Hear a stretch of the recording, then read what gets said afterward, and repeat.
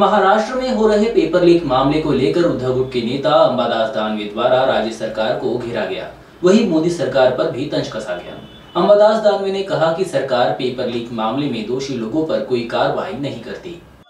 ज्या पद्धतीनं या महाराष्ट्रामध्ये सगळ्याच परीक्षांमध्ये पेपर फुटीचे प्रकार वाढलेले आहे। बरं, पेपर फुटी करणारे लोक ही तेच आहे। याचाच अर्थ सरकार पेपर फुटी करणाऱ्यावर कोणती कारवाई करत नाही। उलट सरकार अशा पद्धतीनं या पेपर फुटी करणाऱ्याला संरक्षण देतं की काय अशा प्रकारची स्थिती आहे। बेरोजगारांची स्थिती या महाराष्ट्रात वाढली। अनेक विषयाच्या वेगवेगळ्या जाहिराती दिल्या गेल्या, प्रत्यक्षात कोणत्याही परीक्षा झालेल्या नाही।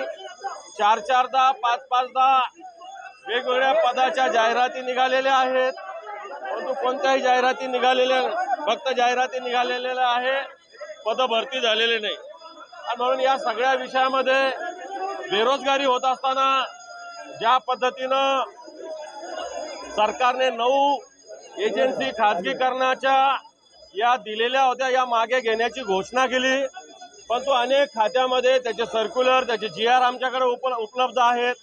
आणि परवा सभागृहातच आरोग्यमंत्र्यांनी सांगितलेलं आहे की अनेक खात्यामध्ये मागच्या दारानं खाजगीकरण, खाजगी नोकऱ्यांना, खाजगी लोकांना नोकरी दिली जाते।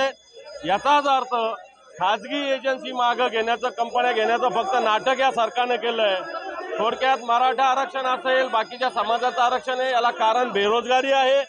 आणि ही बेरोजगारी हटवण्याच्या ऐवजी सरकार ही बेरोजगारी वाढवण्यासाठी लक्ष देतं की काय अशा प्रकारची स्थिती आहे। या देशामध्ये कोणत्या विषयावर मोदी की गॅरंटी अशा पद्धतीनं सांगितलं जातं, तर मला वाटतं या महाराष्ट्रात बेरोजगारी ही मोदींची गॅरंटी आहे, पेपर फुटी ही मोदींची गॅरंटी आहे, शेतकऱ्यावर अन्याय, द्राक्ष बागायतदार अन्याय ही मोदींची गॅरंटी आहे, कापूस उत्पादकावर अन्याय ही मोदींची गॅरंटी आहे।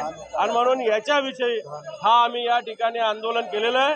कारण या देशाचे गृहमंत्री बेरोजगारांना जर नोकरी मिळत नसेल तर पकोडे तळ अशा प्रकारचं आवाहन केलं होतं।